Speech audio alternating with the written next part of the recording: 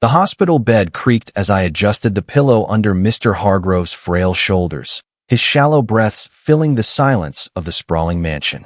I wasn't supposed to be here, not in this gilded cage of wealth, not tending to a dying millionaire who barely spoke.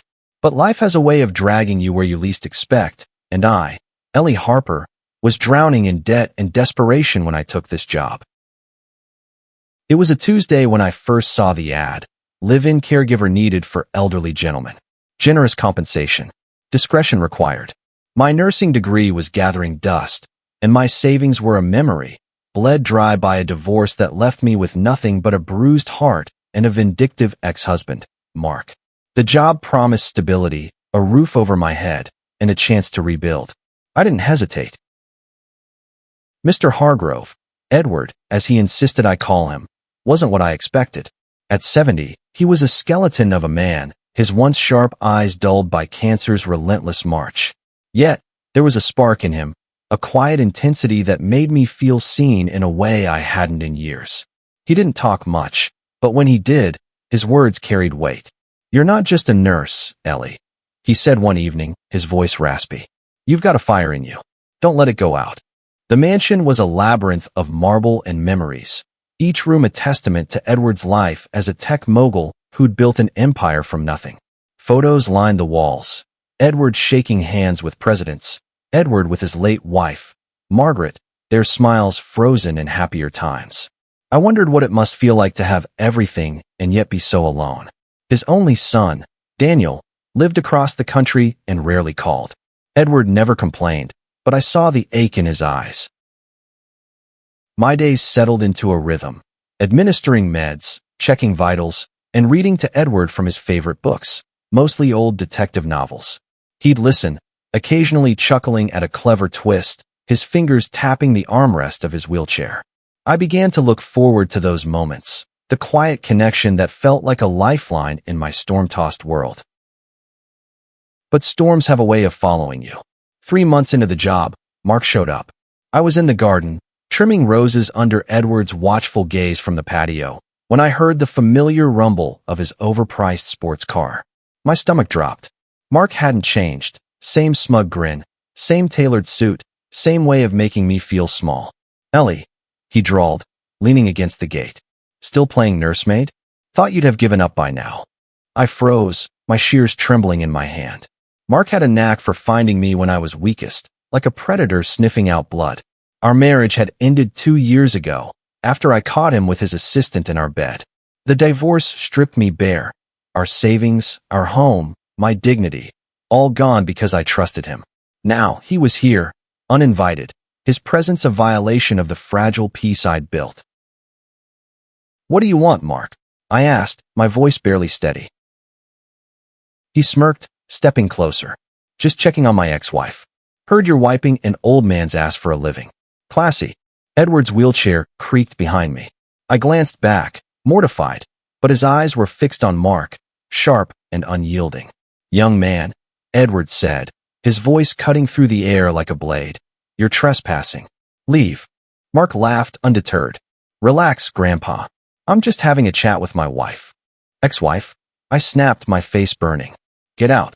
Mark's eyes glinted with malice. "You always were pathetic, Ellie. No wonder you're stuck here, scraping by. You'll never be anything more than this." The words hit like a fist, reopening wounds I thought had scarred over. I wanted to scream, to throw the shears at him, but I stood there, paralyzed, as he turned and sauntered back to his car. The engine roared to life, and he was gone, leaving me shaking in the garden's silence. Edward didn't say a word at first. He just watched me, his gaze heavy with something I couldn't name. Then, softly, he said, "Ellie, come here." I knelt beside his wheelchair, tears stinging my eyes. "I'm sorry you had to see that," I whispered. "Don't be," he said, his voice firm. "That man's a coward, and you're stronger than he'll ever know. But tell me, why do you let him do that to you?" I didn't have an answer. Not then. But as I looked into Edward's eyes, I saw something shift, a spark of resolve, a plan forming behind his weathered face.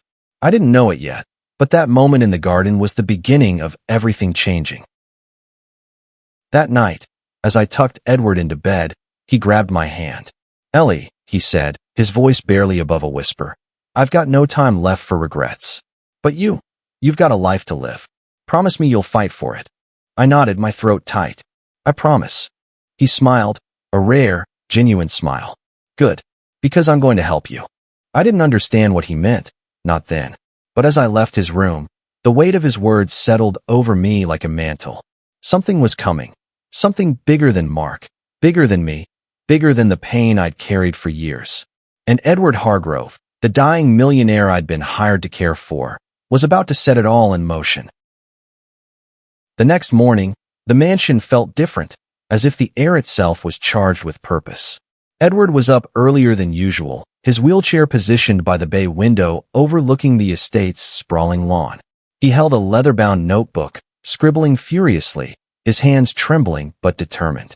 I approached cautiously, unsure if I should interrupt. Ellie, he said without looking up, sit down. We need to talk. I pulled a chair beside him, my heart thudding.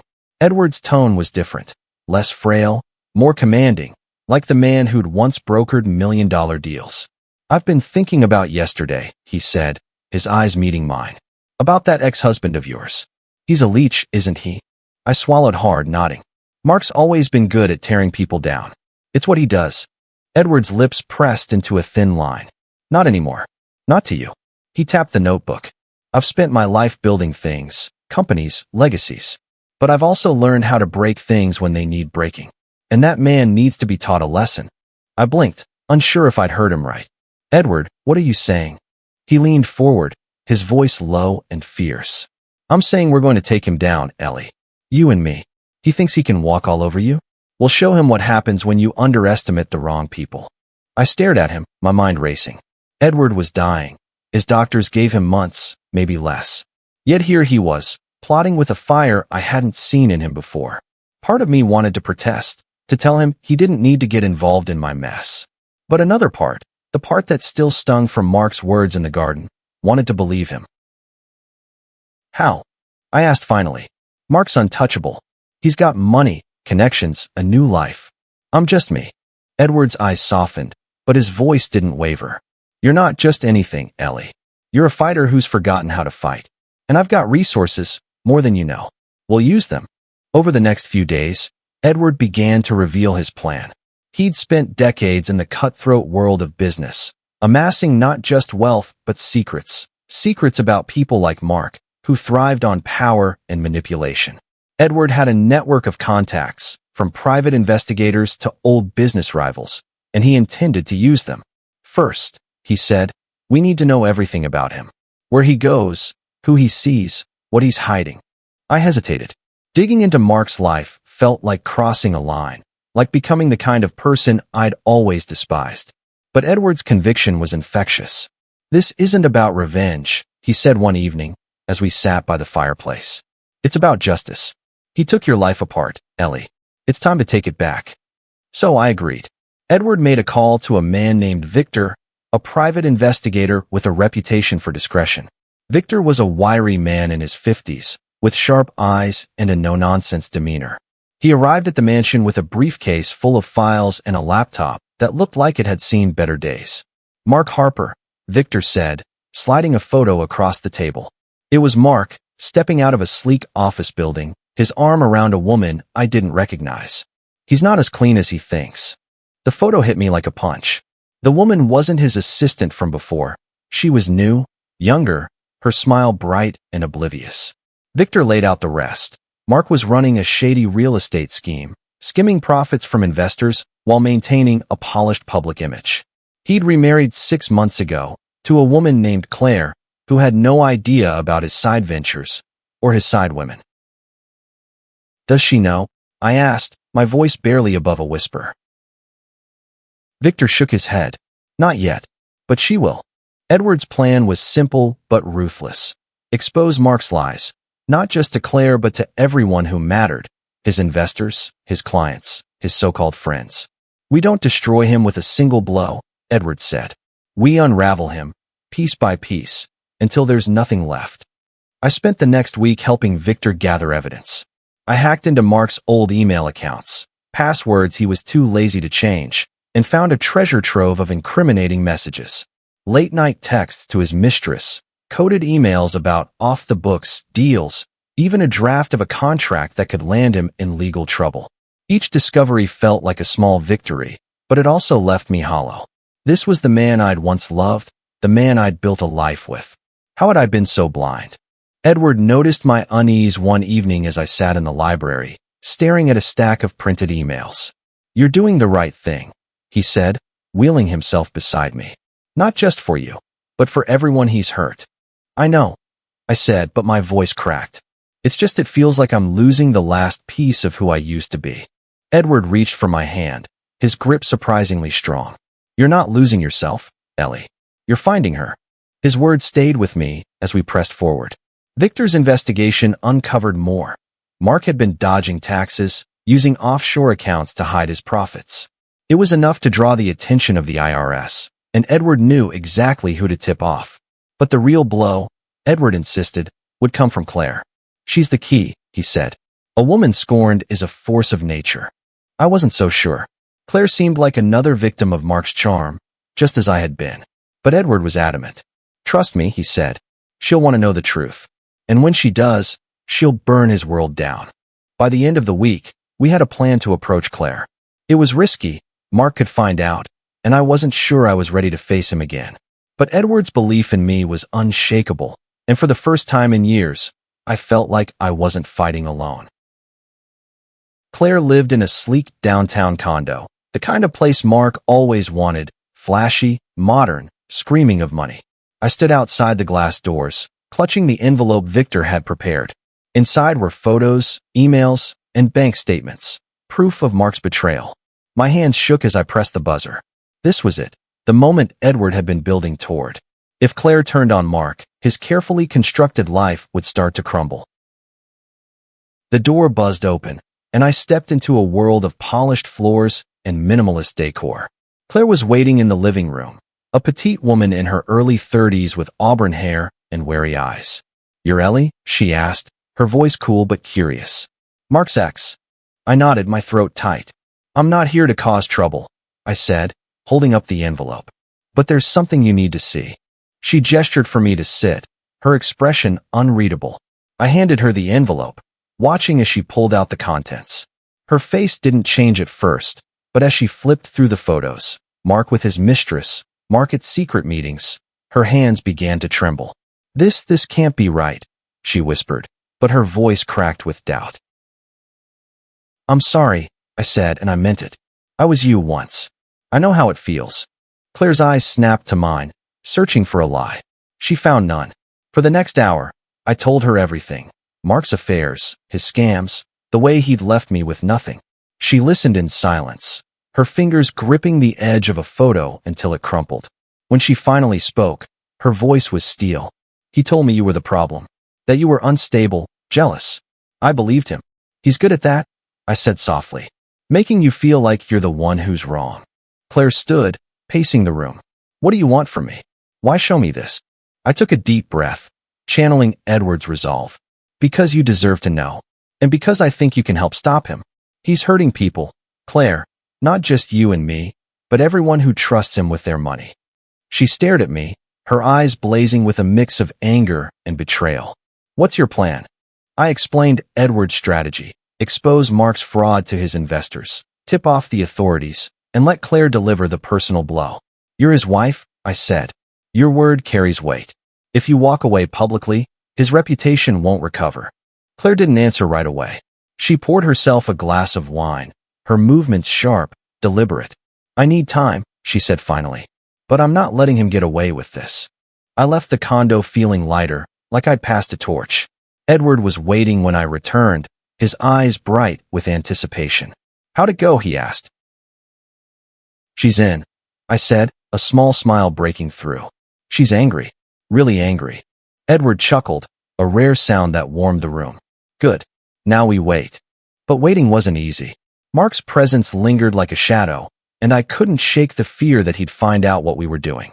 That night, I dreamed of him standing in the garden again, his smirk cutting deeper than any knife. I woke up sweating, my heart pounding, and found Edward awake in his room, staring at the ceiling. "Can't sleep?" I asked, sitting beside him. Never could when a deal was on the line, he said, his voice soft. This feels like the old days, Ellie. Like I'm alive again. I smiled, but my chest ached. Edward was pouring everything he had left into me. I didn't know how to thank him, or if I even deserved it. Why are you doing this? I asked. You barely know me. He turned his head, his eyes piercing. Because I've seen too many good people crushed by men like him. And because you remind me of Margaret. She had your fire, your heart. I couldn't save her, but I can help you. Tears welled up, and I looked away, overwhelmed.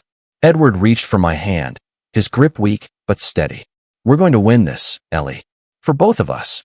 The next day, Claire called. Her voice was calm, resolute. I'm ready, she said. Tell me what to do. Victor set up a meeting with one of Mark's biggest investors, a man named Richard Ellison who'd lost millions to Mark's schemes.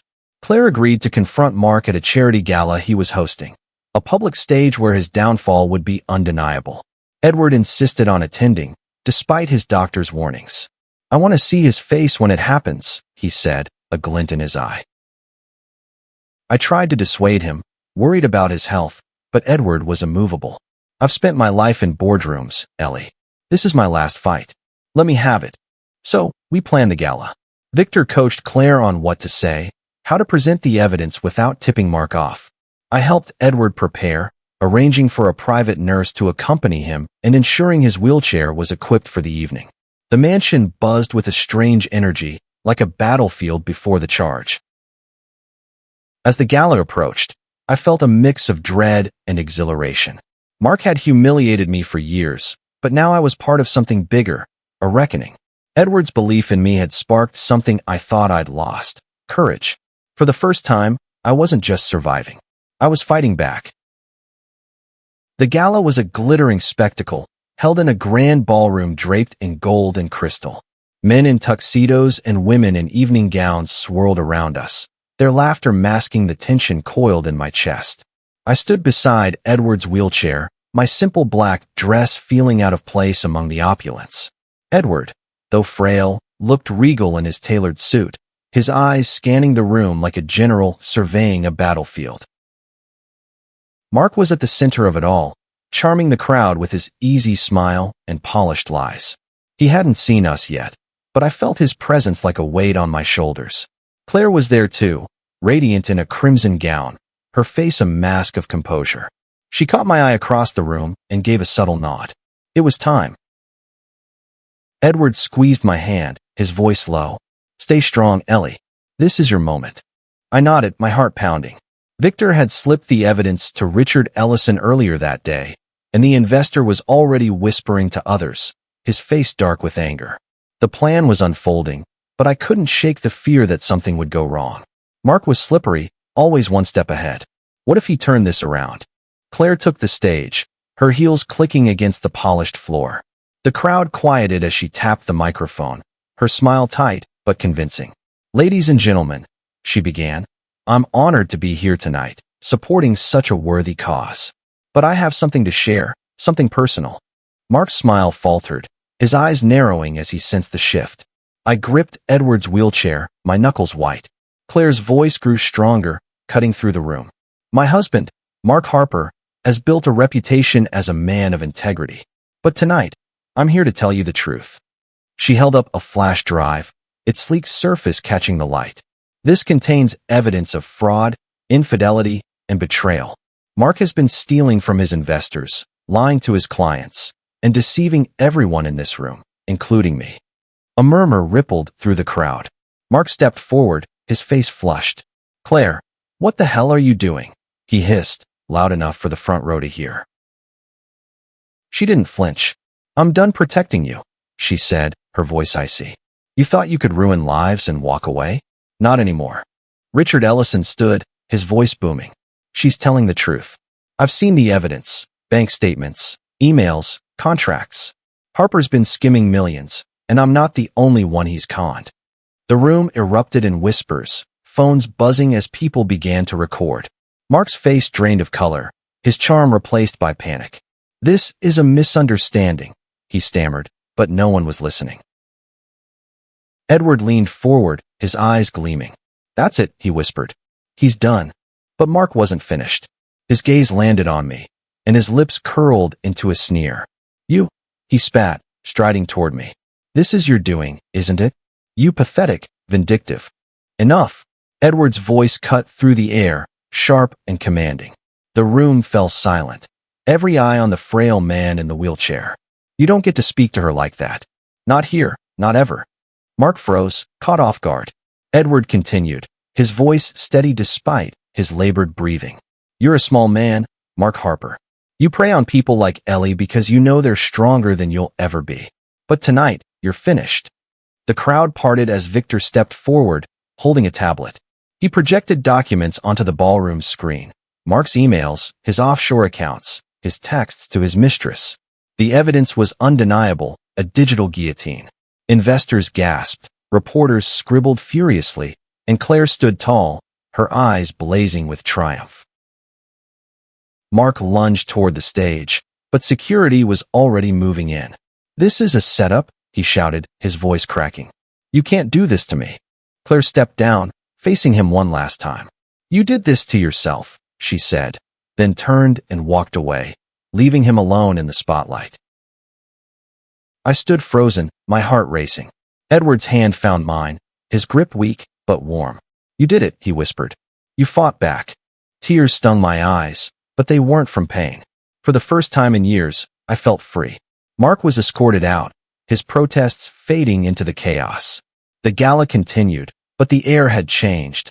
Mark's empire was crumbling, and I'd helped bring it down. Later, as we left the ballroom, Edward's nurse pushed his wheelchair while I walked beside him.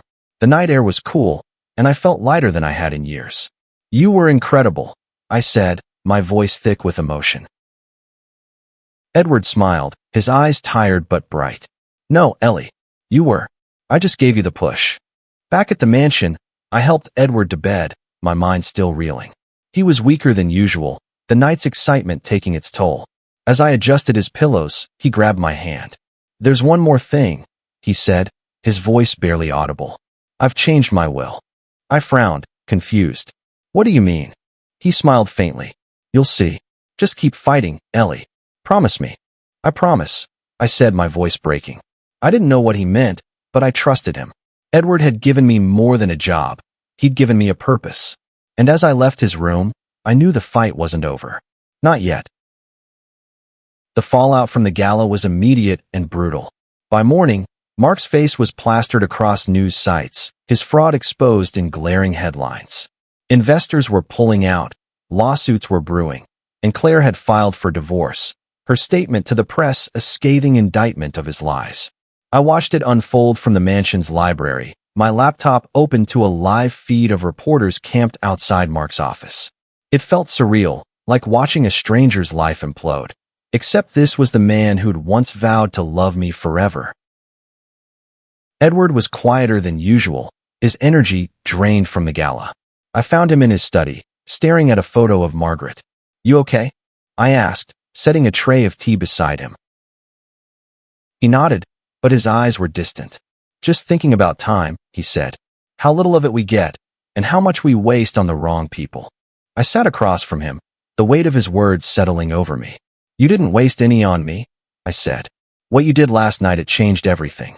He waved a hand, dismissing the praise. You changed it, Ellie. I just gave you the tools. But I knew it was more than that. Edward had seen something in me, a strength I'd forgotten, and he'd risked his health to help me reclaim it. I wanted to tell him how much it meant, but the words felt too small. Instead, I poured his tea and sat with him in silence, the kind of silence that spoke louder than words. The next few days were a blur. Victor kept us updated.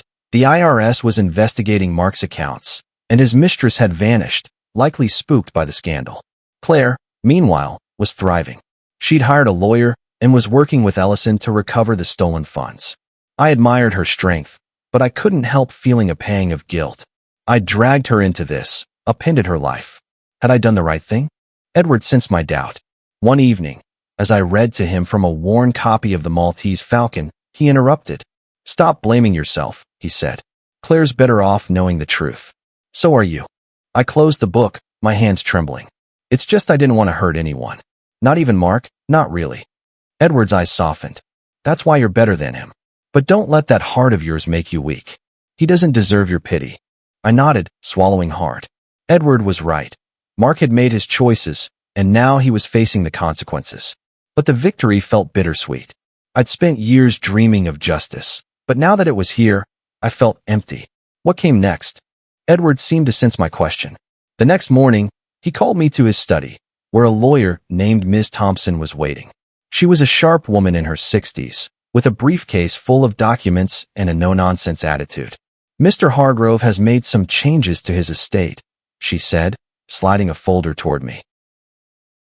I glanced at Edward, confused. What's this? He smiled, a glint of mischief in his eyes. Open it. Inside was a revised will. My breath caught as I read the words. Edward had left me a significant portion of his estate, not just money, but a stake in his company, a trust fund, and the mansion itself. I stared at him, my mind blank. Edward, I can't. This is too much. It's not, he said firmly. You've given me more than you know, Ellie. Purpose. A reason to get up each day. This is my way of saying thank you. Tears streamed down my face, and I didn't bother wiping them away. But your son, Daniel, what will he think? Edward's face hardened. Daniel made his choices. He hasn't been here.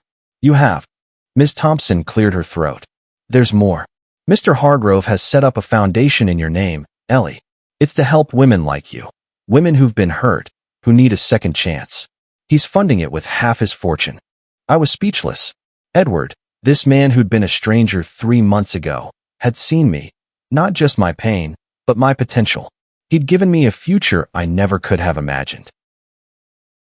That night, I sat by his bed, holding his hand as he drifted to sleep. His breathing was shallower now, his strength fading. I knew we didn't have much time left, and the thought broke my heart. But I also knew I'd carry his gift, his belief in me, for the rest of my life. The next morning, Victor called with news. Mark had been arrested. The IRS had frozen his accounts, and the evidence we'd gathered was airtight. I felt a strange mix of relief and sadness. Mark was gone, but the scars he'd left weren't. Not yet. Edward overheard the call and beckoned me over. It's over, he said, his voice weak but satisfied. You're free now, Ellie. I shook my head, tears falling. Not without you. He chuckled, a faint sound. You don't need me anymore. You never did. Now go live. Edward's condition worsened over the next week. His breaths came in shallow gasps, and he spent more time sleeping than awake. I stayed by his side, reading to him when he was lucid, holding his hand when he wasn't. The mansion, once a place of refuge, now felt like a countdown. Every creak of the floorboards, every tick of the grandfather clock, reminded me that time was slipping away. Yet, even as Edward faded, his legacy grew. The foundation, named the Hargrove Fund, was already taking shape. Ms. Thompson sent me proposals outlining shelters, scholarships, and legal aid for women escaping abusive relationships. I read them late at night, my eyes burning with tears and pride. Edward had given me a purpose, a way to turn my pain into something meaningful. One afternoon, as I adjusted Edward's fore, he opened his eyes and smiled. You're going to do great things, Ellie, he whispered. Don't let anyone tell you otherwise. I squeezed his hand, my voice breaking. I wish you could see it. I will, he said, his eyes twinkling. From wherever I'm going.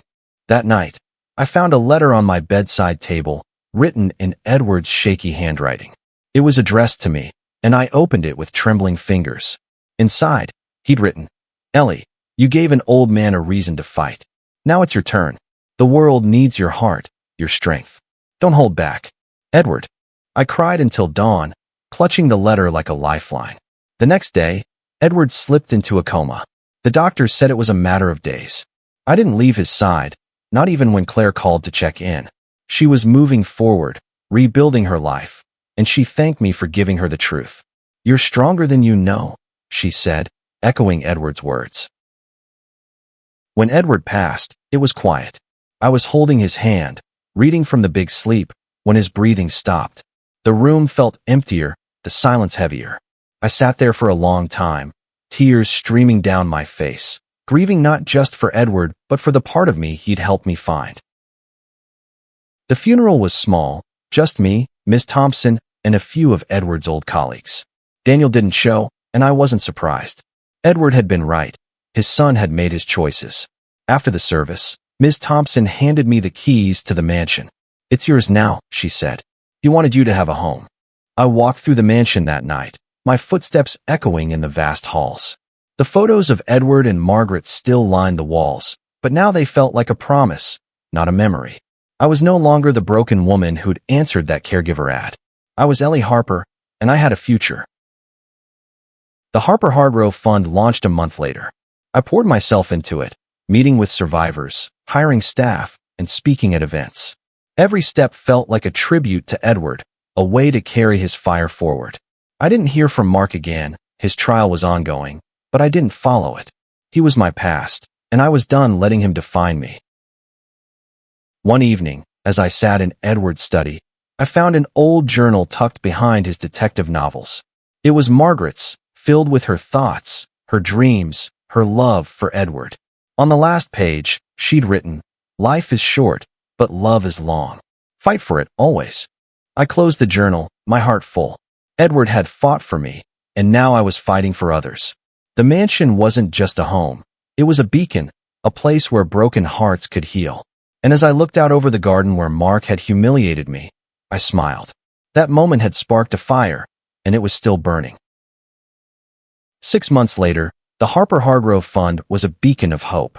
We'd opened our first shelter, a safe haven for women escaping abuse, and I spent my days meeting with survivors, listening to their stories, and helping them rebuild.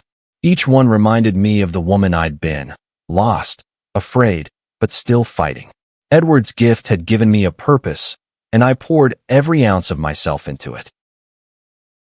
The mansion had become the fund's headquarters, its rooms now filled with staff, volunteers, and the occasional laughter of children whose mothers had found refuge.